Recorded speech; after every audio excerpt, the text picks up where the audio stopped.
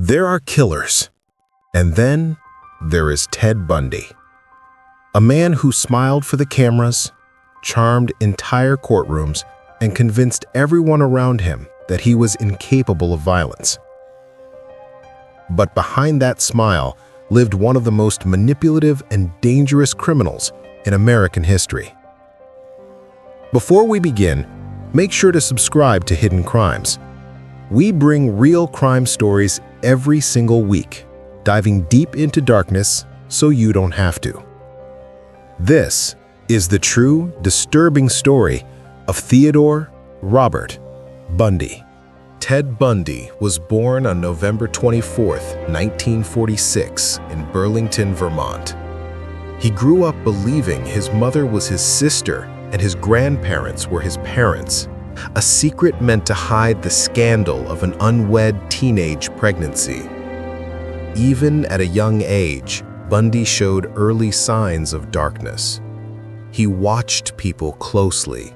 He learned how they moved, how they spoke, and more importantly, what they wanted to hear. This skill, combined with a deep lack of empathy, would later make him one of the world's most terrifying predators.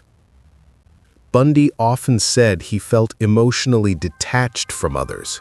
He struggled to form real connections and sometimes fantasized about control, dominance, and violence long before acting on it. His childhood was not the horror story some killers claim, but Ted Bundy didn't need chaos to become a monster. He grew into one all on his own. By the early 1970s, Bundy appeared normal to everyone around him. He studied psychology at the University of Washington. He volunteered in political campaigns. He dated an elegant woman known as Stephanie, who later broke up with him, something Bundy never truly accepted. When Stephanie ended the relationship, Bundy developed two obsessions: control and revenge. It was during this time that women began disappearing. Young, attractive, college-aged, often with long brown hair parted in the middle. Women who looked very much like the woman who rejected him. Bundy was evolving, learning, preparing, and nobody suspected a thing. Bundy's crimes escalated quickly. In 1974, several women vanished. Bundy's crimes escalated quickly. In 1974, several women vanished from the Seattle area. Bundy approached his victims in public places, libraries, streets, college campuses. His tactic was simple: charm them, gain sympathy, pretend to be injured, ask for help. The killer used a fake sling or cast, persuading women to walk with him to his car. Once near the vehicle, he struck them, overpowered them, and disappeared into the night. The police had no leads. Witnesses described a man named Ted, a Volkswagen Beetle, but nothing tied directly back to Bundy. At least, not yet. On July 14, 1974, hundreds of people gathered at Lake Sammamish State Park. Two women, Janice Ott and Denise Nasland, disappeared that same afternoon. Both women were last seen with a man who had his arm in a sling, a man who introduced himself simply as Ted. This was the first time witnesses confirmed his name, his appearance, and his method. But even with a sketch that looked almost exactly like him, Bundy slipped away. He watched news reports, he saw his sketch on television, and he smiled, knowing that police were still far from catching him. While committing horrifying crimes, Bundy maintained a second life.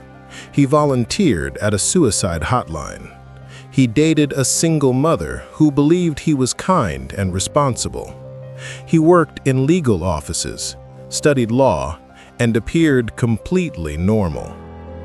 People described him as intelligent, attractive, and trustworthy. That duality became Bundy's greatest weapon. He knew exactly how to blend in, how to avoid suspicion, how to manipulate anyone who stood in his way. Bundy was not just a killer, he was a performer. In 1975, Bundy was finally arrested during a traffic stop. Inside his car, police found masks, rope, handcuffs, and other suspicious tools. But Bundy, ever the manipulator, insisted they had the wrong man. While awaiting trial, he escaped not once, but twice. The first escape happened by jumping out of a courthouse window. The second escape was even more unbelievable. Bundy starved himself to fit through a hole in the ceiling of his jail cell, then walked out of the building dressed as a civilian. He disappeared for weeks. During this time, he traveled across several states and attacked again. In January 1978, Bundy broke into the Chi Omega sorority house at Florida State University. What happened inside that house remains one of the most shocking criminal events in U.S. history. Within minutes, Bundy brutally attacked 4 women and killed 2 of them. He fled, but the brutality of the crime finally exposed the escalating danger he posed. Bundy was caught weeks later, this time for good. During his trial, Bundy acted as his own lawyer. He cross-examined witnesses, smiled for reporters, and treated the courtroom like a stage.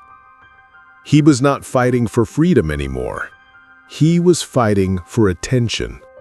On January 24, 1989, Ted Bundy was executed in the electric chair at Florida State Prison. Crowds gathered outside the prison, celebrating.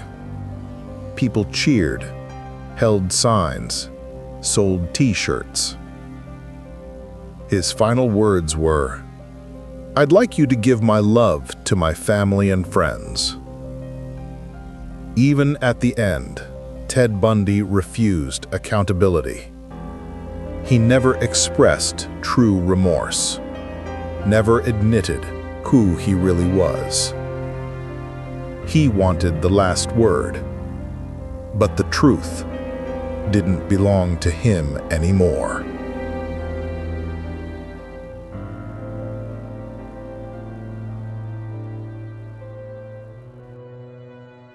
Ted Bundy remains one of the most disturbing figures in true crime history. A reminder that evil doesn't always look like a monster. Sometimes it looks like a friend, a coworker, or a smiling stranger. If you want more real crime stories like this, make sure to subscribe to Hidden Crimes. A new investigation drops every single week. Thank you for watching. Stay safe and stay aware.